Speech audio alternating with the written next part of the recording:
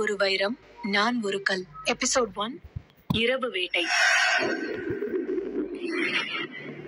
சில்லென்று car ஜன்னல் வழியே வீசிய ஈரக்காற்று மழை வருவதை அருணாவுக்கு உணர்த்தியது. பக்கத்தில் அவளுடைய பாஸ் நமிதா ஆழ்ந்த உறக்கத்தில் இருந்தாள். கண்ணுக்கு எட்டிய தூரம் வரை ஒரே இருட்டு. மணி 10 ஆகுது. ஃபேக்டரியில இருந்து கொஞ்சம் சீக்கிரம் கிளம்பி இருந்தா எப்பவோ வீட்டுக்கு போயிருக்கலாம் என்று மனதுக்குள் புலம்பிக் கொண்டாள். எஸ்பி சொன்ன கதை வேறு அருணாவின் மனதில் பயத்தை ஏற்படுத்தி கொண்டிருந்தது. அருணா மேப்பில் லொகேஷனை பார்த்தாள். தேங்க் காட், இன்னும் ஒரு அரை மணி நேரத்துல ஹைவேஸ் ரீச் ஆயிடுவோம். அப்புறம் ஒரு 4 மணி நேரத்துல டெல்லிக்கு போயிடலாம் என்று நிம்மதி அடைந்தாள். ரவி அண்ணா, கொஞ்சம் ஃபாஸ்டா போறீங்களா? ரொம்ப நேரமா ஒரே ரூட்ல போற மாதிரி இருக்கு. கொஞ்சம் பொறுத்துக்கோங்கம்மா, இந்த கிராமத்தை தாண்டிட்டோம்னா சீக்கிரம் போயிடலாம். பின்னால் வந்து கொண்டிருந்த கம்பெனி பஸ் ஹார்ன் அடிக்கும் சத்தம் கேட்டு அருணாவும் டிரைவர் ரவியும் திரும்பி பார்த்தார்கள். ரோஷனை தவிர பஸ்ஸில் இருந்த ஊழியர்கள் அனைவரும் ஆழ்ந்த உறக்கத்தில் இருந்தனர். ரோஷன் அருணாவை பார்த்து சிரித்துக் கொண்டே கையசைத்தான். பஸ் டிரைவர் முத்து பஸ்ஸின் வேகத்தை குறைத்தார். அண்ணே, சரியான ரூட்ல தான் போறோமா? ஹைவேஸ் வர இன்னும் எவ்வளவு நேரம் ஆகும்? குத்து மதிப்பா ஒரு அரை மணி நேரத்துல போயிடலாம் முத்து. ஏன்னா மேப்ல பார்த்தா தெரிஞ்சிட போகுது. எனக்கு அதெல்லாம் யூஸ் பண்ண தெரியாதுமா. அருணா சோர்வாக உணர்ந்தாள். தலைவலியை விட கால் வலி அதிகமாக இருந்தது. கார் கண்ணாடியை மூடிவிட்டு அவளுடைய இருக்கையில் தலை சாய்த்து கண் மூடினாள்.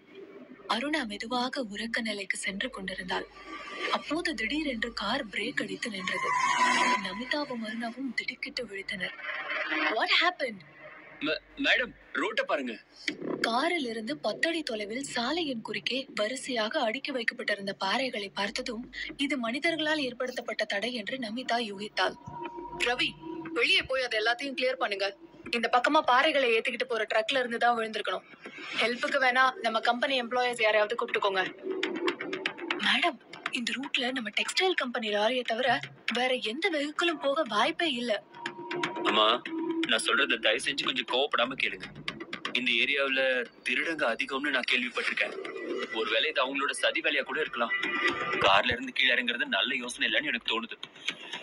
டிரைவர் ரவி பதட்டத்தோடு சொன்ன அந்த தகவலை நமிதாவால் மறுக்க முடியவில்லை.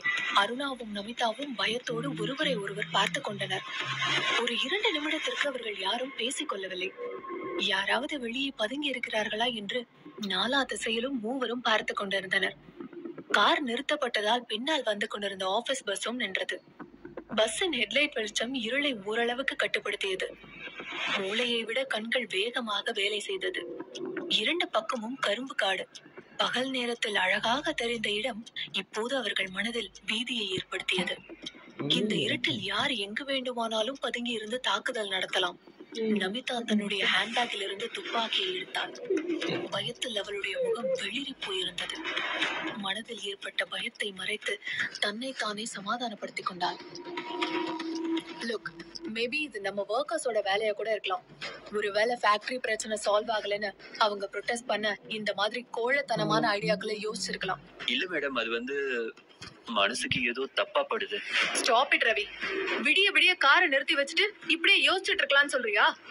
பயப்படாம போ. ஏதாவது நடந்தா என்கிட்ட கன் இருக்கு, நான் பாத்துக்கிறேன். நமிதா ரிவால்வரை தயார் நிலையில் வைத்திருந்தாள். அருணா அவர்கள் காரை சுற்றி மனித நடமாட்டம் இல்லை என்பதை உறுதி செய்து கொண்டார். அப்போது திடீரென்று நமிதாவின் செல்போன் அலறியதில் அனைவரும் திடுக்கிட்டனர். கால் செய்தது ரோஷன். எரிச்சலோடு நமிதா காலை கட் செய்தாள். லேட் பண்ண நமக்கு தான் பிரச்சனை. இப்ப நீ போறியா இல்ல நான் போகட்டுமா? இதற்கு மேல் காரில் அமர்ந்திருப்பது சரியில்லை என்று ரவிக்கு தோன்றவே வேகமாக காரில் இருந்து கீழே இறங்கி முன்னால் நடந்து சென்று கொண்டிருந்தான். டிரைவருக்கு உதவி செய்ய ரோஷனும் பஸ்ஸில் இருந்து கீழே இறங்கினான். அருணா அவர்கள் இருவரும் நடந்து செல்வதை நடுக்கத்தோடு ஹெட்லைட் வெளிச்சத்தில் பார்த்து கொண்டிருந்தாள். நமிதா கையில் ரிவால்வரை வைத்துக் கொண்டு டென்ஷனாக அமர்ந்திருந்தாள். அப்போது திடீரென்று கரும்பு தோட்டத்திலிருந்து கருமையான உருவங்கள் வெளிப்பட்டன. அவர்கள் பலர் துப்பாக்கிகளை வைத்திருக்கிறார்கள் என்பதை உணர்ந்து Aruna திடுக்கிட்டாள். Oh my God! Roshan, go back, go back என்று முனகினாள் அருணா. பனிப்படலம் அவர்கள் பார்த்து கொண்டிருக்கும் காட்சியை மறைத்தது. அப்போது ரோஷனின் அலறல் சத்தம் கேட்டு இருவரும் திடுக்கிட்டனர். பனியை அகற்ற அருணா விண்ட்ஷீல்ட் வைப்பரை ஆன் செய்தாள். ரோஷன் தலையை பிடித்துக்கொண்டு தரையில் இரத்த வெள்ளத்தில் கிடந்தான். கை கால்கள் கட்டப்பட்ட நிலையில் டிரைவர் ரவி துப்பாக்கி முனையில் அமர்ந்திருந்தான். நமிதாவும் அருணாவும் தாங்கள் கண்ட காட்சியை நம்ப முடியாமல் பார்த்து கொண்டிருந்தனர். அப்போது ஆயுதமேந்தி ஆண்கள் இருவர் கார் ஜன்னலை கட்டைகளால் அடைத்தனர். நமிதா தன் கையில் இருந்த ரிவால்வரை உயர்த்தினாள். பயத்தில் அவள் ட்ரிகரை அழுத்தவே புல்லட் கண்ணாடியை துளைத்து சென்று விரிசலை ஏற்படுத்தியது. நமிதாவின் இந்த செயலால் கோபமடைந்த கொள்ளையர்கள் மீண்டும் கார் மீது தாக்குதல் நடத்தினர். அருணா தலையை குனிந்தபடி கண்களை இறுக்கமாக மூடிக்கொண்டாள். கண்ணாடி இப்போது சுக்கு நூறாக உடைந்து கார் கதவு திறக்கப்பட்டது. நமிதாவின் கையில் இருந்த ரிவால்வர் கீழே நழுவியது. கொள்ளையர்களில் ஒருவன் நமிதாவை வெளியே இழுத்து காரில் அவள் தலையை பலமாக மோதினான். அவள் கீழே சரிந்தாள். மற்றொருவன் அருணாவின் கையை பிடித்து வெளியே இழுத்தான்.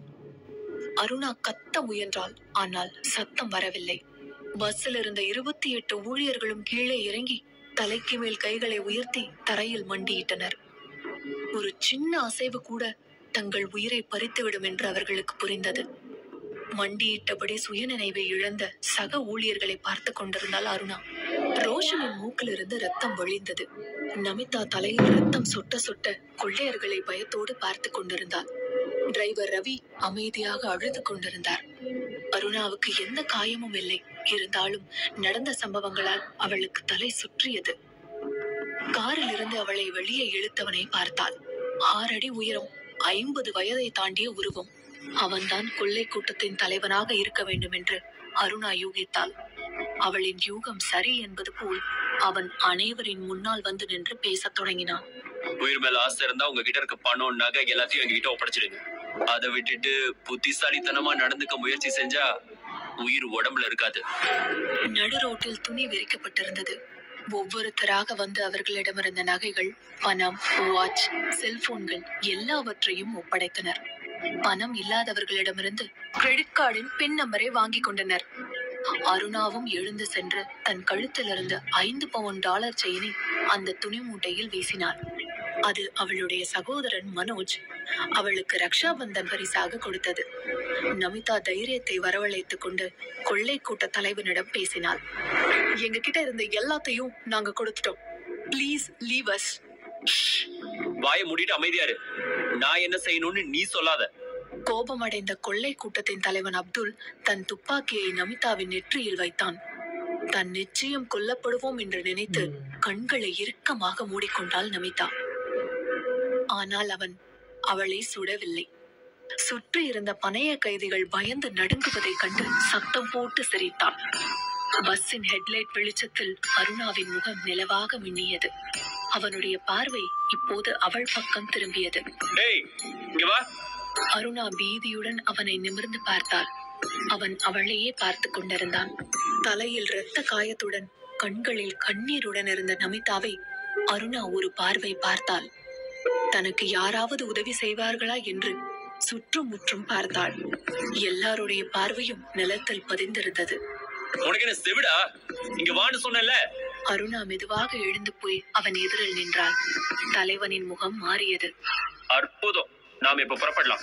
கொள்ளையர்களில் ஒருவன் அருணாவின் கைகளை இறுக்கமாக பிடித்துக் கொண்டான். தலைவன் முன்னால் செல்ல அருணா அவன் பின்னால் இழுத்து செல்லப்பட்டாள்.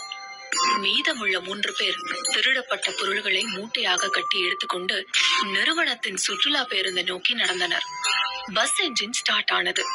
தலைவனின் இச்சையை தணிக்கவே தன்னை இழுத்து செல்கிறார்கள் என்பதை உணர்ந்த அருணா கத்த ஆரம்பித்தாள். அவள் கீழே சரிந்து கண்ணீரால் மூச்சு திணறினாள். உன்னை வச்சுதான் பல விஷயங்களை நான் சாதிக்கணும், வாடி உள்ள என்று கொள்ளை கூட்டத்தின் தலைவன் அவளை பஸ்ஸில் ஏற்ற முயன்ற போது அவனை பின்னால் தள்ளினாள். அவன் அவள் கன்னத்தில் அறைந்து வயிற்றில் உதைத்தான். அவள் தலையில் ஏதோ பலமாக அடிக்க சுயநினைவை இழந்தாள். பஸ் புறப்பட்டது. கொள்ளையர்களின் நோக்கம் என்ன? யார் அந்த அருணா?